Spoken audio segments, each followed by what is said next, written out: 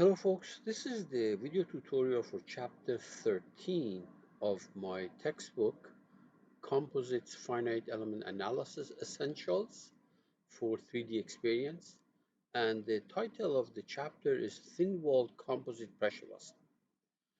So the problem that we look at is an idealized cylindrical pressure vessel, uh, which is 300 millimeter in diameter and 1,000 millimeter in the length direction, and it's subject to an internal pressure of 50 megapascal.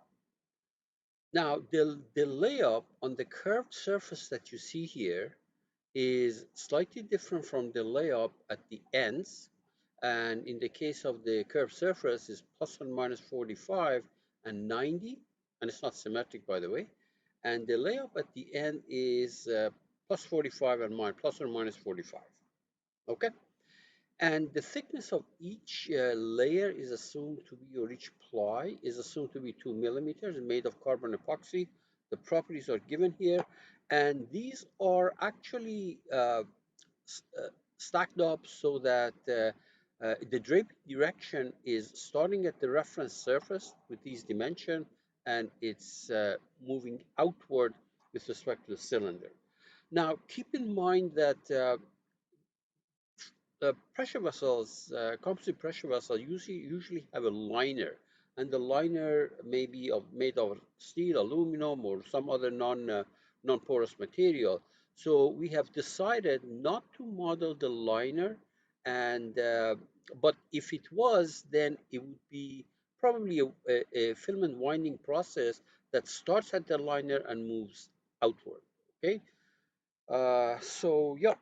Now, there's two ways of doing these things, two major ways of doing this thing. One is not to model the caps and instead using strength of material formula to find what the actual normal stress is, which is actually right here.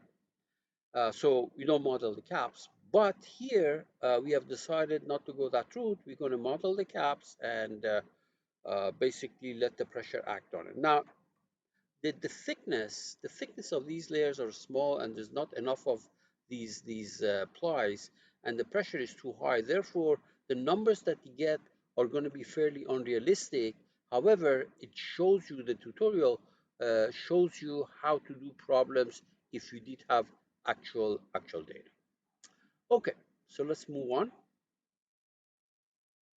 I have already created the part here, video vessel chapter 13. Okay, and now the first thing that we're going to do is going to be creating the circular sketch so that we can extrude it later on. So on a convenient plane, on that vertical plane, I will sketch a circle centered at the origin. It's very important that I center this thing at the origin, so please make sure you do that. And the diameter is 300 millimeter. Okay, and then we exit and we extrude this thing. So you go to the surface tab, you extrude it, you use this icon here which says symmetric mirror, and you put down 500, half of the length of the pressure vessel, because I'm using this icon, so it's called 500 in the positive x direction, 500 in negative x direction, for a total length of 1,000 millimeter. Looks like that. Oops, I think I said cancel. Let's try it again. So 500, preview, and okay, there we are. So you can see that it's hollow. All right, let me change the color of this. Right click properties, and on the graphics, I'm going to make this thing yellow. All right. Okay, so now what we're going to do is I'm going to try to follow, I'm going to follow the stuff in the book. So the next step, the next thing that I want to do, I will extract these two end boundaries. Okay, so let me go to the boundary. Now what you need to do is select the transform tab, Here is the boundary, okay? And you select that surface. So it extracts the two ends, the two circles at the end, and you say okay. And because there is two disconnected ends, it gives you this dialog box, and you say keep both of the elements. Now this, I'm going to rename it properties. There's a lot of renaming here because, as you can see, that the previous problems that we did, there was one surface and it has the same, same uh, layup on it, and therefore we didn't have to do a lot of bookkeeping, but here we do. So I'm going to say properties, and I'm going to change the name of that thing. Is curved surface.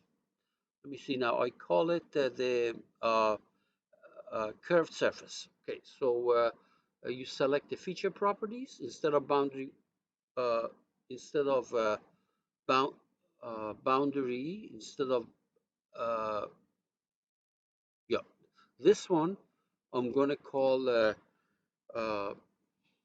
see now uh, curved surface boundary two ends. Curved surface boundary two ends. To remind me that actually there is the two circles at the both extreme ends. Two ends. Okay, apply. And I also want to change the name of this extrude. This was the surface that I created. I'm going to change that into curved surface.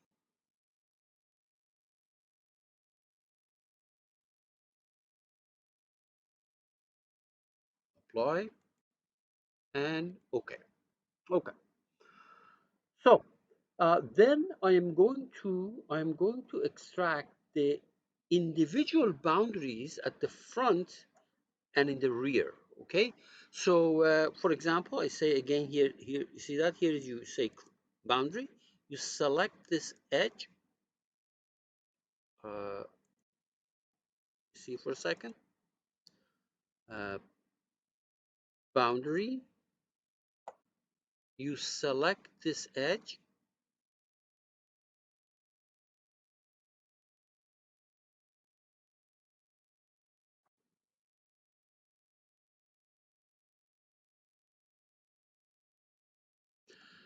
Okay, so let's try it again.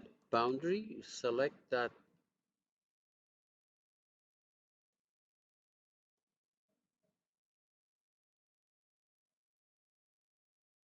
this edge, and it is not taking it mainly because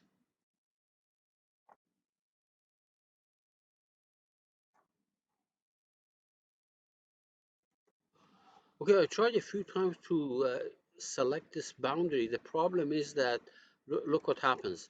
Uh, this is on the screen. This boundary that I extracted is on the screen. So right click and hide it. And now you can select this front edge, okay? And we say okay, and I'm going to rename this thing properties, and I'm going to rename that to be front cap boundary. So front cap boundary, okay?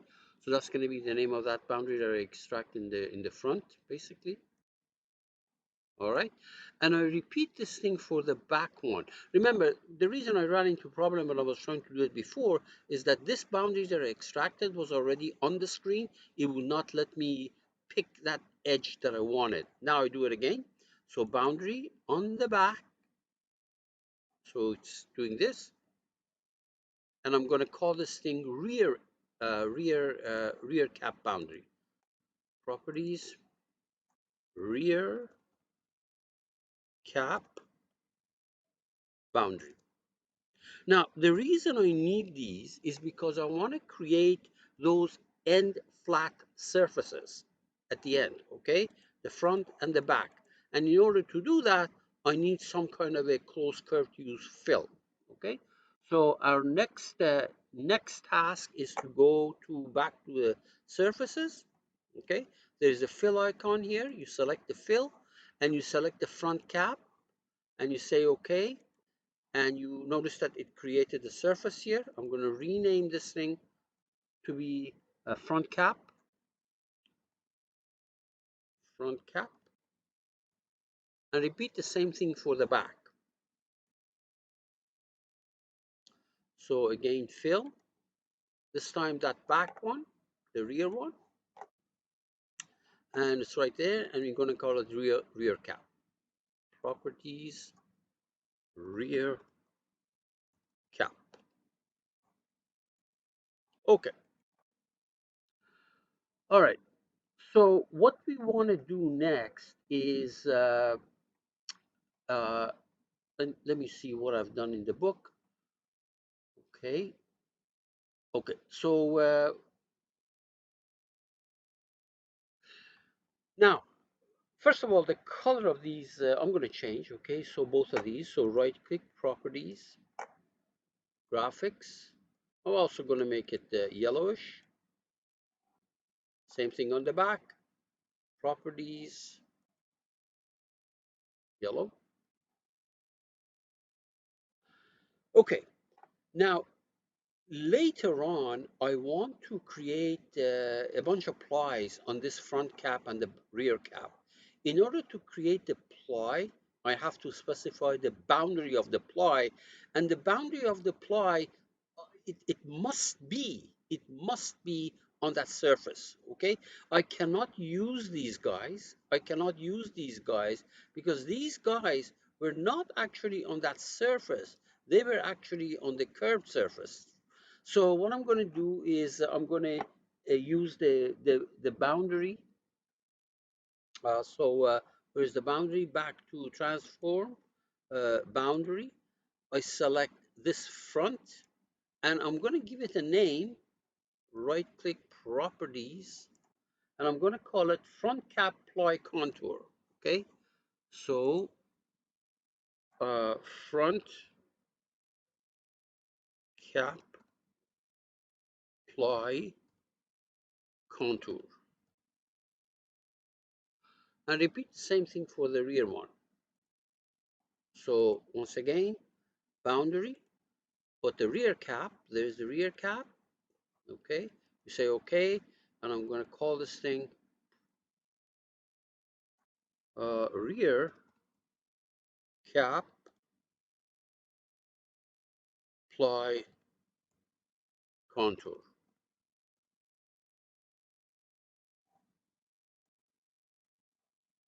Okay. The next thing that I'm doing in the book is to create two coordinate systems, two axis systems, and these axis systems are going to be used as rosettes later on. One of them is going to be for the curved surface, and the other one is going to be for the ends. It doesn't matter which one. Okay, so let's go ahead to essentials, axis system. Notice that immediately it creates an axis system at the global origin aligned with the global coordinate systems, which is fine, except that I don't want to use the current. I never use the current here. We say okay. All right, and I'm going to rename this coordinate system properties. I'm going to rename it to be curved surface, and since I'm lazy, I'll just leave the axis system after it. So curved surface access system 1. Okay, and then apply, and then we say okay. And another one, except that when you do another one to get the end for the end caps, the problem is that it immediately creates another coordinate system at the global origin and align with the coordinate system that you can see here. Now I can't have they're sitting on top of each other. I don't like that. So you put the cursor there, right click, create a point. That's going to be the origin of this new coordinate system. So I'm going to put a 300 millimeters here.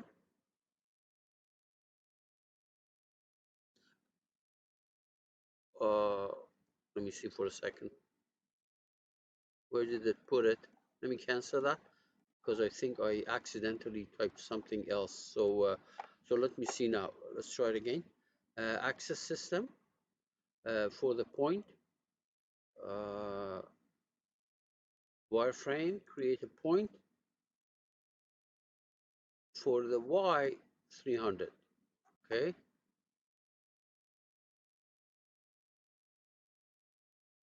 300. Go right there. Creates it at that point. We say okay.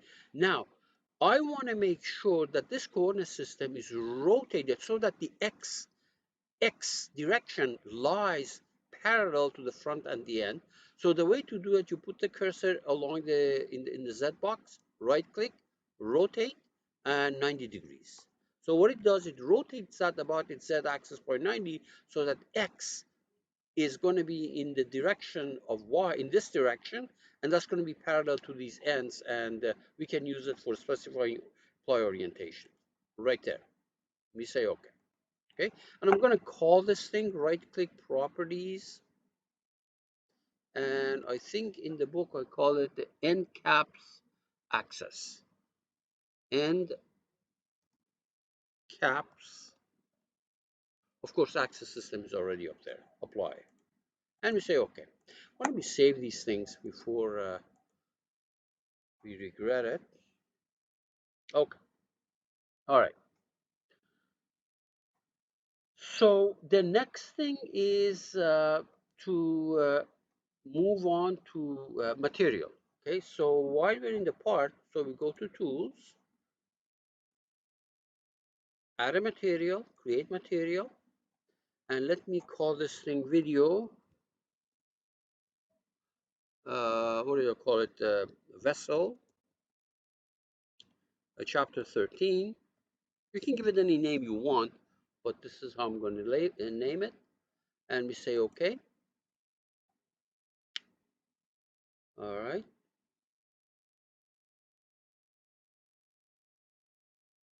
Right there. Right click uh, for composites. The only thing is that we have to put 2 millimeters as cube thickness right there. And now we input the laminar properties. So simulation, structures, abacus multiphysics, mechanical, elasticity, elastic, and we use lamina. So there are these numbers that we have to put in, and I believe those numbers from the table, it was, let me see for a second, 525 gigapascal, so 525 gigapascal. So I put down 3 more zeros to make it megapascal. 525. This is megapascal with 30 megapascal, which is 525 giga. And this other one for transverse direction is 21 giga, which is 21,000 mega.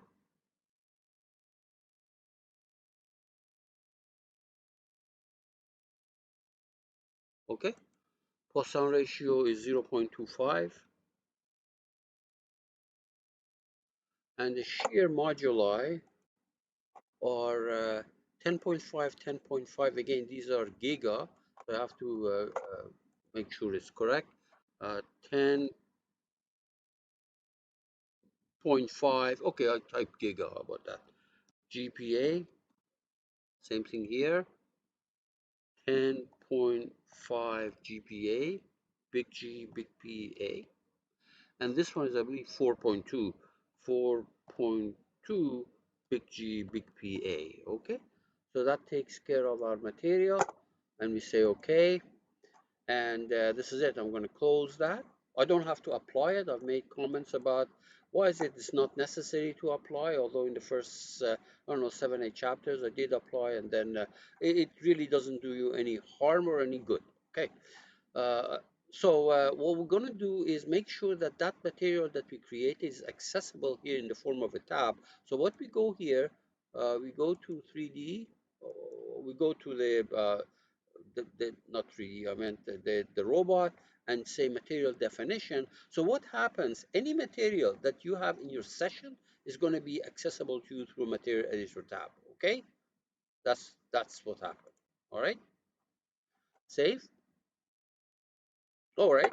Notice that this is always accessible to you. You can always go and select it if you need it, and we will need it when we do the composite design portion. Okay, that takes care of it. And now we're going to go to the composite design workbench. So we go to composite designs, and we're going to be using ply design because it's a very simple, very simple, or relatively simple apply configuration. So apply design, and the first thing you have to do is composite parameters, okay? And add a material uh, from the database, and notice that this is where it's going to help me because all I do, I select the tab up here, and the materials in session show up. So I select this, and it's going to pick it, and it populates the table. Okay. Then we need to create the rosettes. So the first one, rosette one, I did not actually rename this thing as curved surface or flat or ends, etc. I just left the rosette one and rosette two. Rosette one is going to be for the curved surface. So I go for the coordinate system, select the curved surface coordinate system that I created, and the 90-degree guide curve, I select the sketch. So this basically uh, use that rosette traveling along that path, along that sketch, and that's going to be your 90-degree direction. So good. And we say OK here. And then another one for the ends. So another rosette, add another rosette, and we select this other guy, the ends. And that's going to be our standard zero direction is specified by the X. Remember, X was defined like this. Remember, we rotated? So this is going to be your zero direction. And we say OK. That's pretty much it as far as this is concerned. You can see how useful it is to have this material tab so that you can always rely on it and get the material. Good. So we created our rosette, and now we're going to go and select our ply groups. Okay, we're going to have 3 ply groups. These are the ply groups. Okay, one of them is associated with that curved surface. And I think in the book I called that thing as I called this thing, give it a name, and I believe I called that curved surface. Okay, curved curved surface.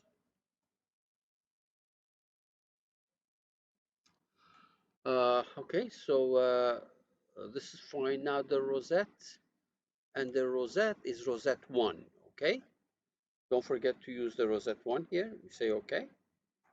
So notice that the ply group has been created here. And now we're going to do another one.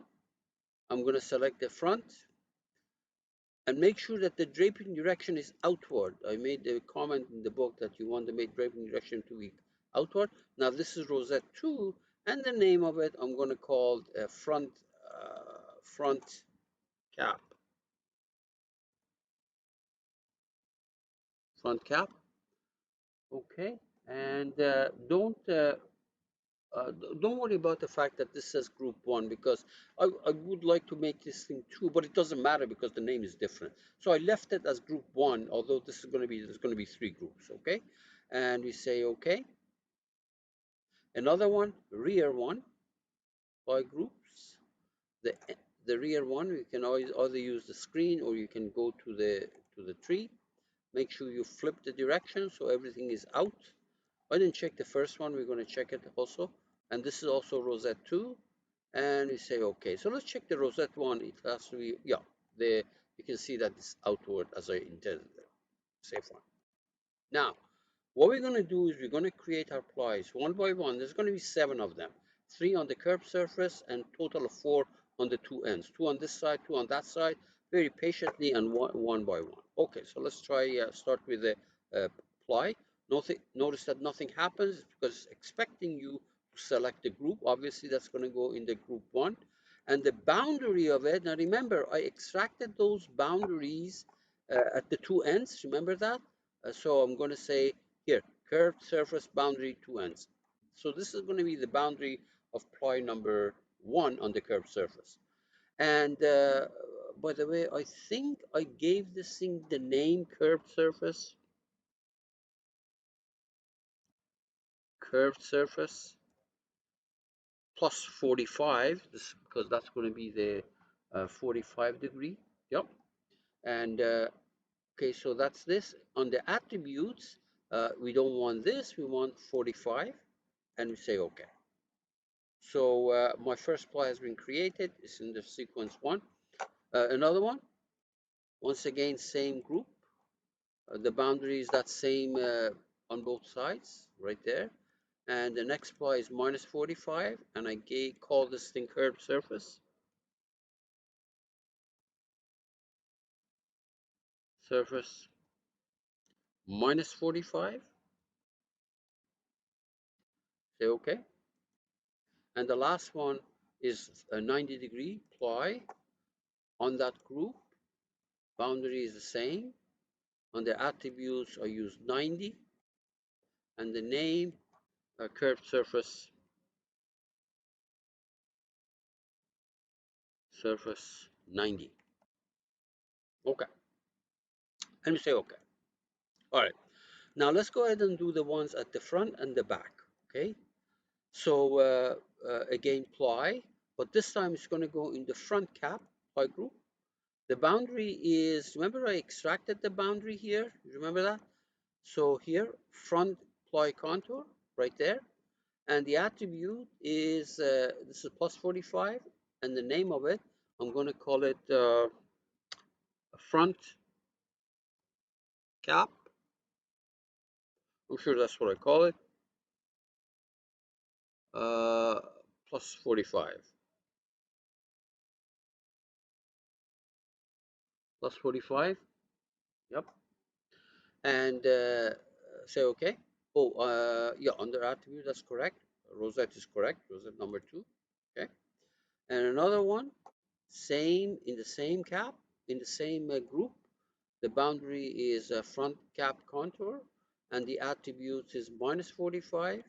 And this is going to be a front cap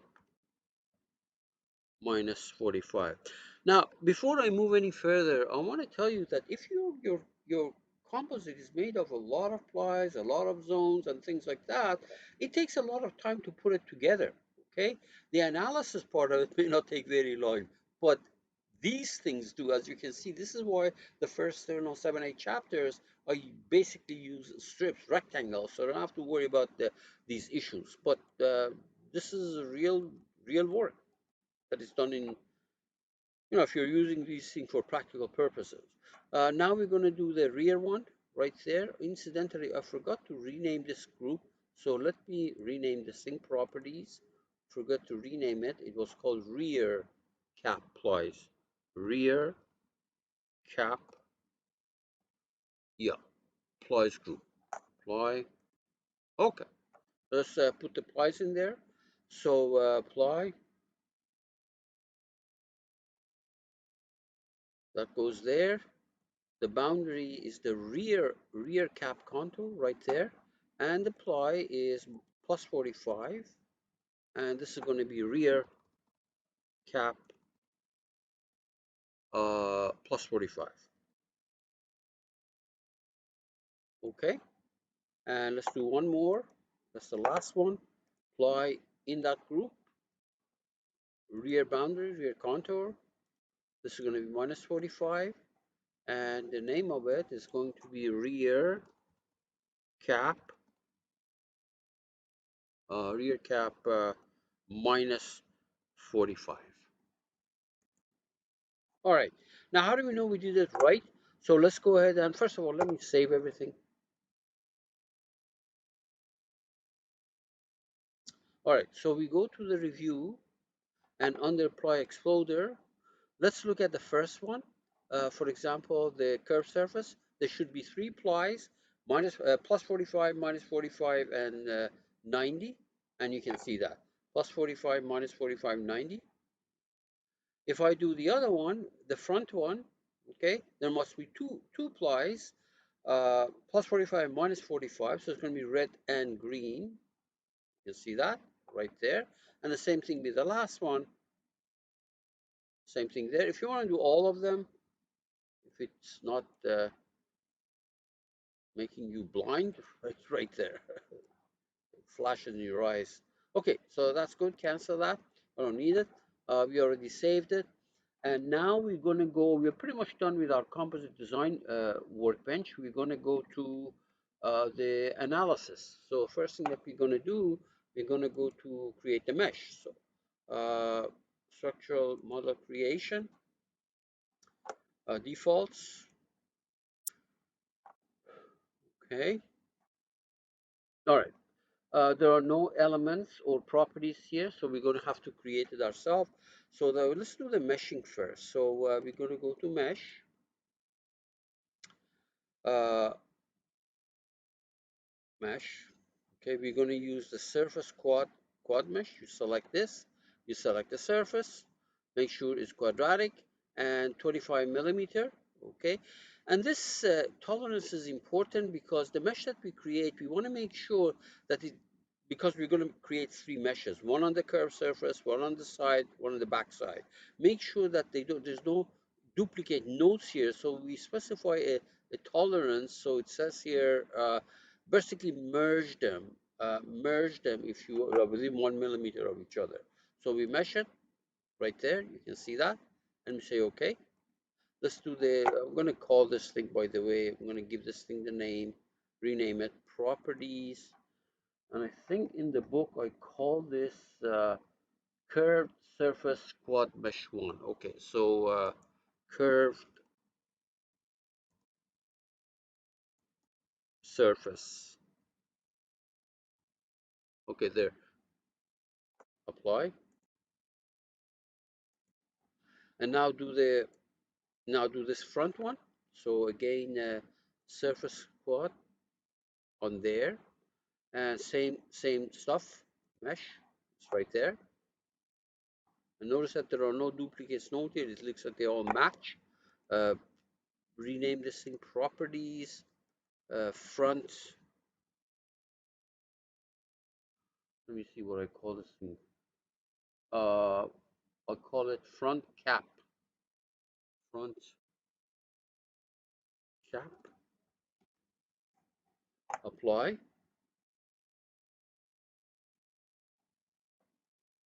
And then do the rear one. So surface triangle, not triangle, a quad, surface quad. You can turn this thing around, select that end, and same thing, mesh.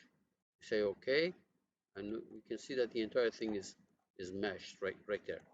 Okay, let me change the name of this thing, properties, and call this thing rear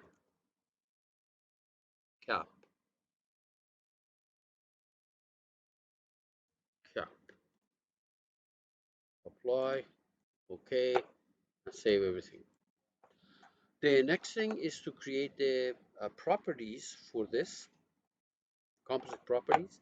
So we go to, we have to go, in order to do that, we have to go to model and select the setup,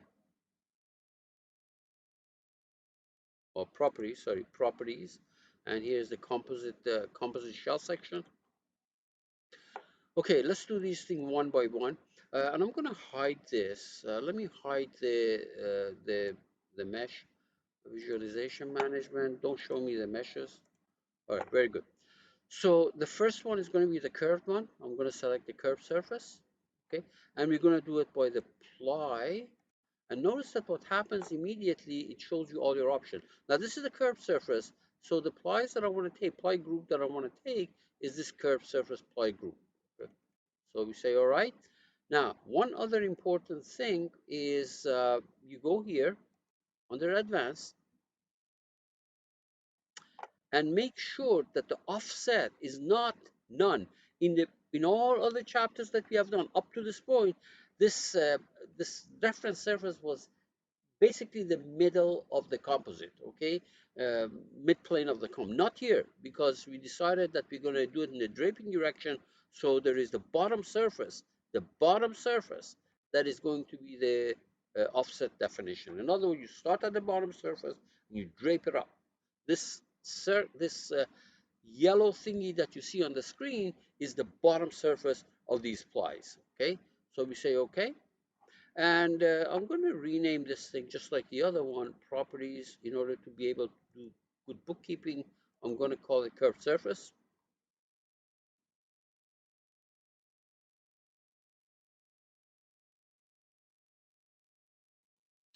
Say okay or apply.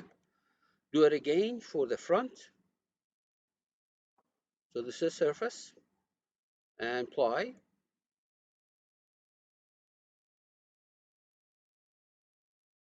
Here, apply. And of course, it's going to be the front one. It's going to be this ply group. And you go to advanced. Again, bottom surface. Okay. And I'm going to rename this thing to be front cap.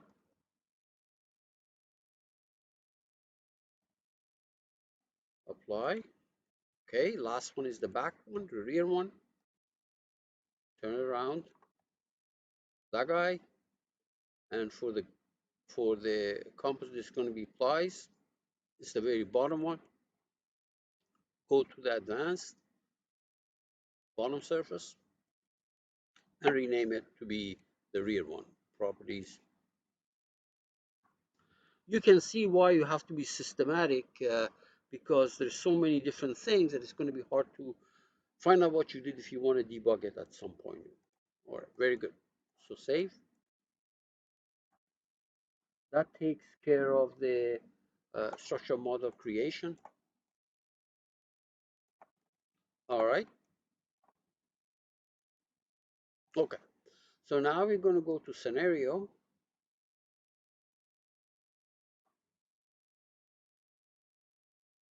This is structural.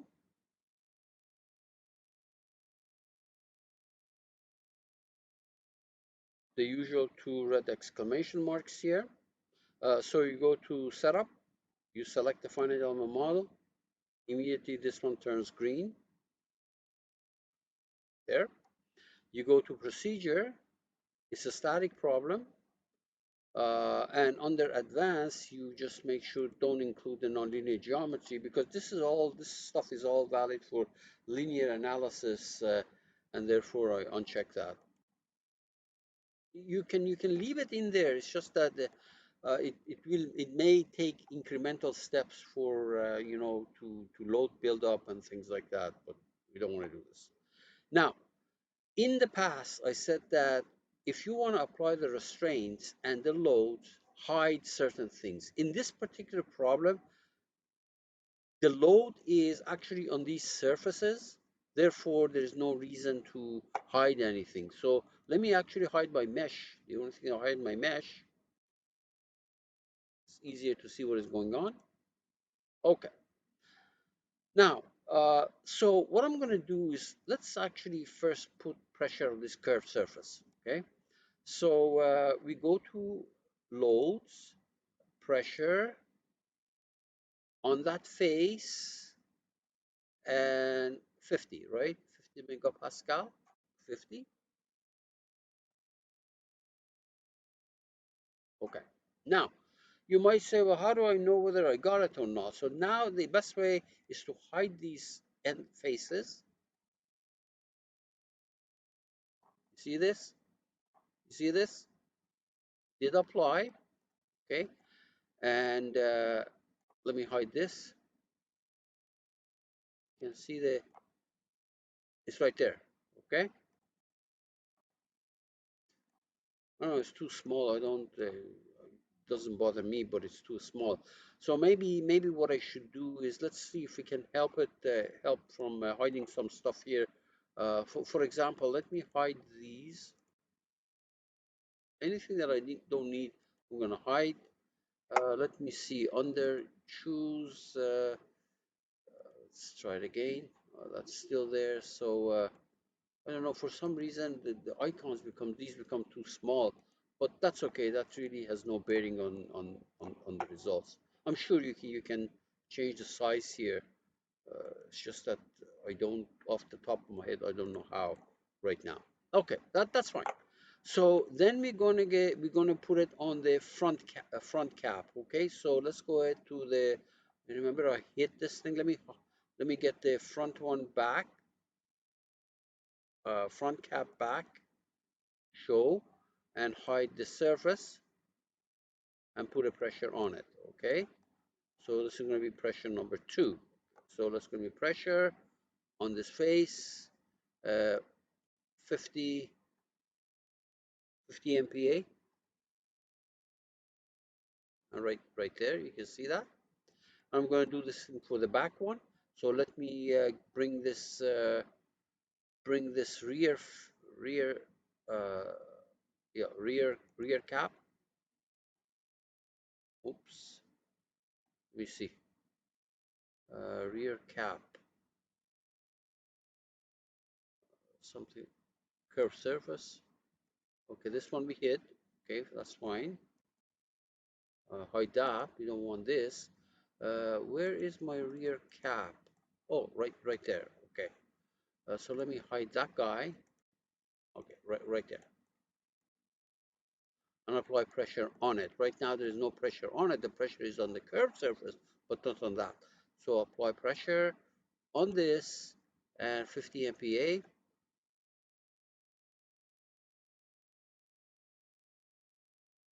Okay. And if you wonder where it is, whoops, this direction has to be changed. So let me double click on that. So I put a -50. It has to point in the proper direction. Yeah, right there. Okay. Let's make sure the other one is also correct. The other one is uh yeah, that one is okay. Everything is outward. All right, so let's save everything. Now notice that I don't have any constraints, and in this particular problem it will run. But the reason is that this is self-balancing load, and there is no, some of all the forces in the x direction is 0, some of all the forces in y direction and z direction equal to 0, and some of all the moment about 3 axes are 0. But in the event that that is not the case, then you really have to apply some kind of a 1, 2, 3 rule. We have to restrain somehow, okay? But not in this problem. It will run, okay? So did we save everything? Yes, we saved it. All right, so let's go ahead and simulate. First, you do a model and scenario check. Hopefully, you're gonna get successful. There is successful. Okay. Let's do a simulation checks. Just remember these 3 pressures. I did it 3 times on different surfaces. Okay. There are other ways of doing it, but then you basically have to go and do some additional work.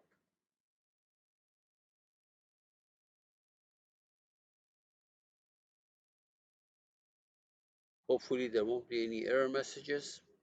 Warning I can live with, although it's a good idea to go and read these warnings.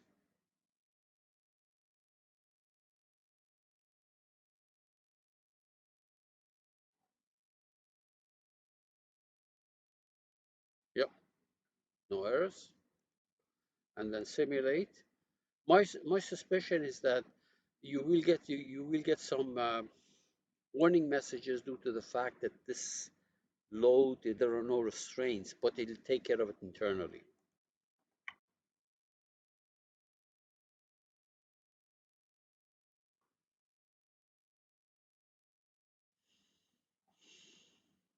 Hopefully no error messages. Let me expand this so that I can see my warning messages.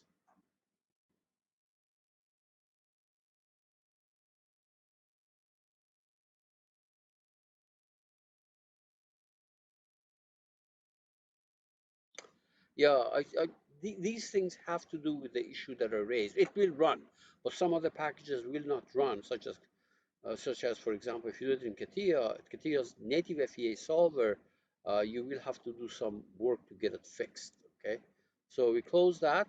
Now here is the overall stress distribution one Mises stress distribution at step 0, frame 0. Frame 0 is no load applied. Here's what you get in final load of 50 MPa. Now, if you look at the displacement, look at the displacement here.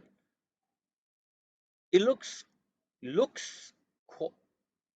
qualitatively correct. The ends bulge out, but look at this. It says 1,000 millimeter. The whole thing was 1,000 millimeter long. How could it be 1,000 millimeter at this end? That's because the first of all the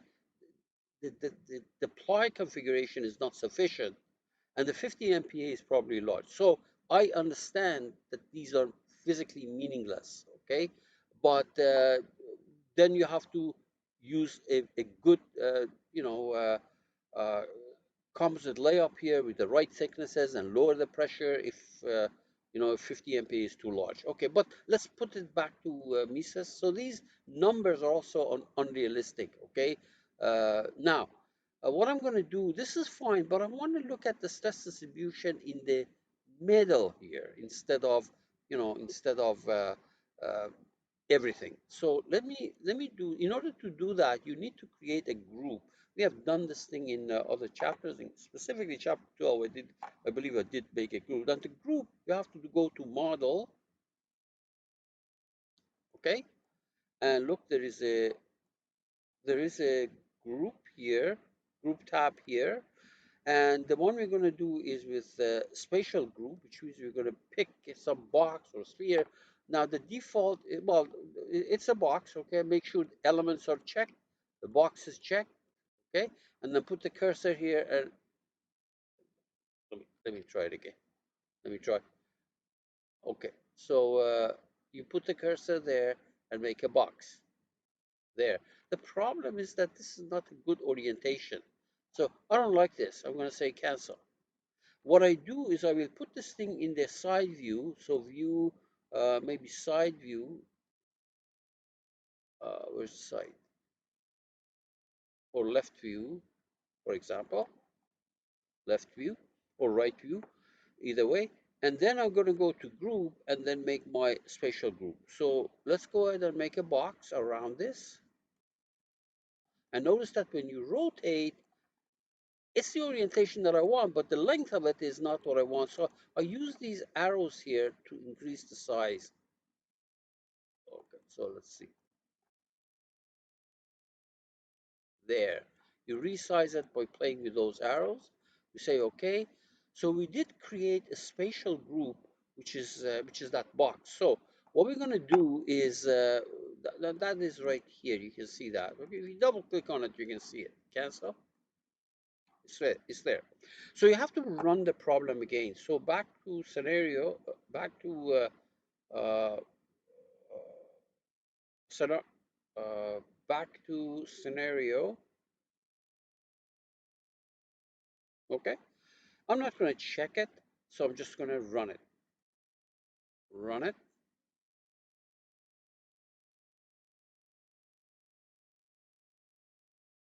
Because you're asking for stuff in that box, and that box was created after you ran it. So I'm going to run it again.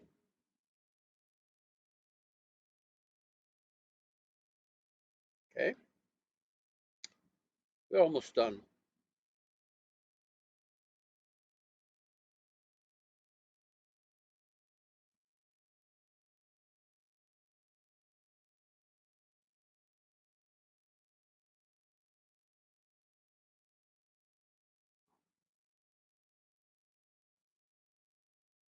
All right.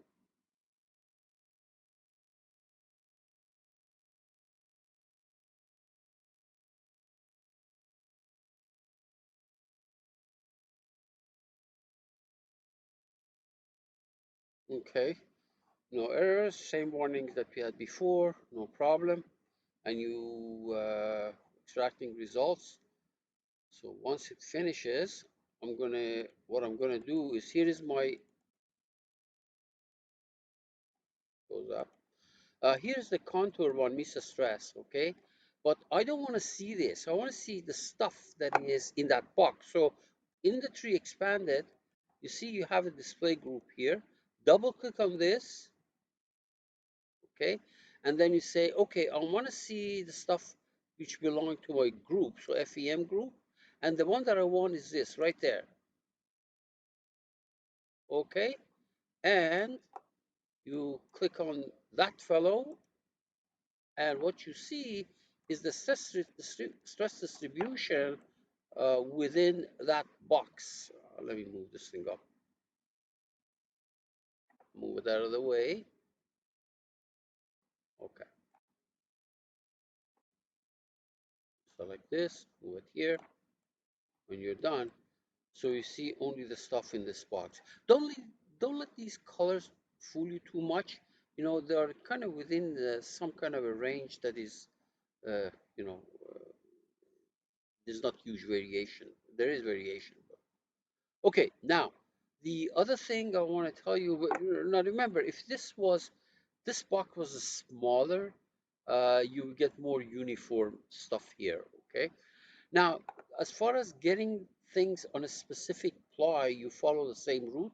In other words, you double click on this. Well, first of all, if you want to get everything back, just click on this guy on the left bottom corner. So close, okay? Me, okay. So double click on this and go and select what you want in a particular ply. I don't want the overall. For example, I want the stuff on, I don't know, maybe curved surface. Curved surface. This was the ply number. This was 90 degrees, third ply, okay? You can have bottom, or if you want additional data, if you want the middle or the top, then you should have asked for additional data, which I didn't. But you can look at the ply number three, bottom, and what do you want to look at? For example, you want to look at some, where is this, some component, maybe uh, stress along the X direction, okay? And then you say apply. This gives you the entire thing. And notice that doesn't go to the end because this was the ply, right? This was the ply number 9 that is only on the curved surface. And say OK. And if you want to see the only stuff in that group, so double click on this FEM group, so this, and then say add right there. Okay. Yep. This is the thing that we're looking at. Component X component, and in bottom of ply number ply which was 90 degrees. Okay, folks, good luck. As I said, when you make your problems more realistic, real geometry, real layup, you know, different composites, etc., the problem becomes longer. But if you know the fundamentals, and that's what I'm showing you in fundamental ways of using 3D experience, this is not fundamental to composite materials, then you get the hang of it and you can handle more complicated problems. Good luck.